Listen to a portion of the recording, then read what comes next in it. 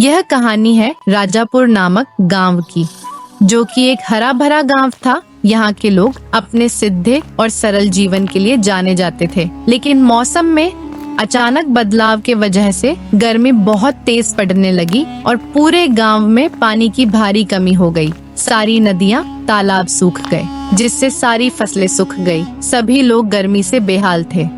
उसी गांव के बाहर पहाड़ी क्षेत्र में एक गुफा था, जहाँ एक वृद्ध साधु रहा करते थे।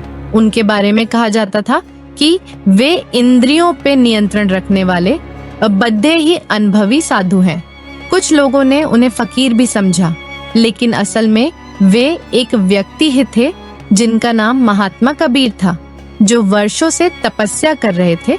वे अपने महान तप से पहाड़ों की जलवायु सहन कर लेते थे, किंतु इस बार गर्मी इतना ज्यादा हो गया था कि उनकी सहन शक्ति भी जवाब देने लगी थी। गर्मी से साधु महाराज का स्वास्थ्य खराब होने लगा था और पहाड़ी इलाके में जो छोटे मोटे तालाब थे वो भी सूख चुके थे और वे पानी के बिना वो और भी परेशान थे।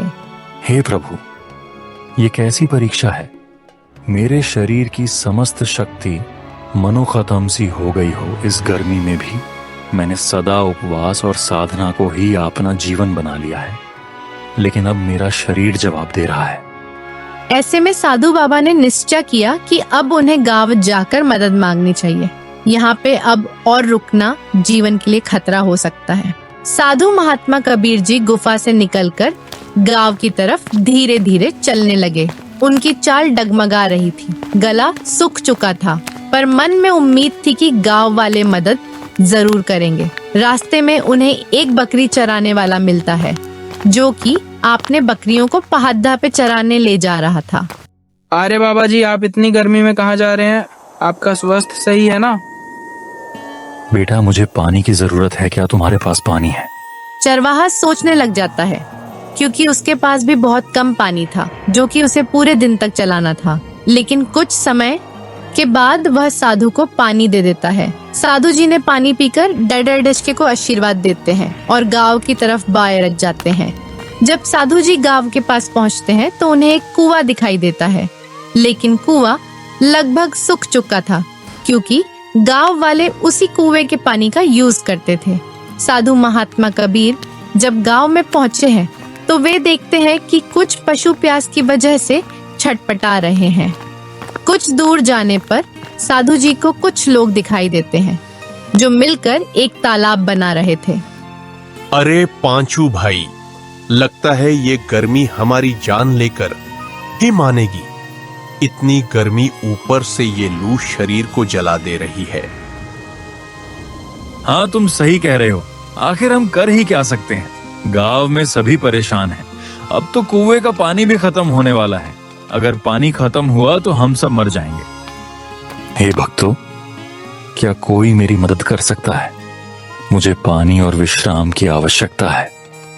नहीं बाबा, हम पहले से ही परेशान हैं। हमारे पास बहुत ही कम पानी बचा है। अगर वो भी खत्म हो गया तो हम क्या पिएंगे?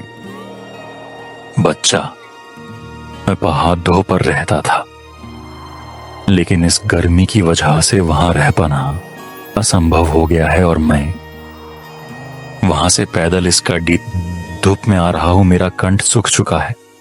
मुझे पानी की बहुत जरूरत है।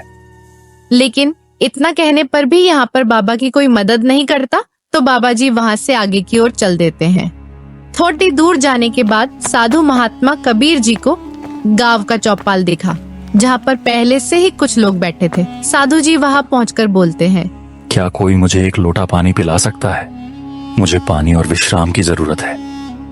लेकिन गांव वाले उन्हें फकीर समझकर मदद करने से मना कर देते हैं और उनका मजाक बनाने लगते हैं। साधु जी को गुस्सा आ गया और उन्होंने गांव वालों को श्राप दे दिया। तुम लोग मेरी मदद करने के बजाय मेरा मजाक बनाते हो। मैं तुम्हें श्राप देता हूँ।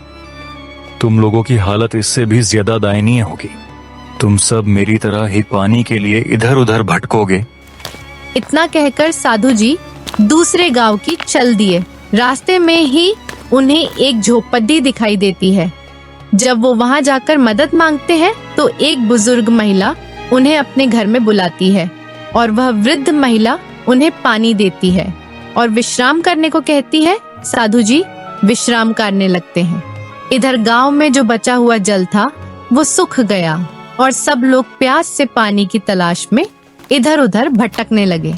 जब ये बात गांव के मुखिया को पता लगी कि गांव वाले किसी साधु के साथ बुरा बर्ताव करे हैं, तो वह गांव वालों के साथ उस साधु के पास जाकर उनसे माफी मांगता है और महात्मा कबीर जी ने उन सबको माफ कर दिया। इसके बाद से गांव वालों ने सबकी मदद करने का संकल्प लिया।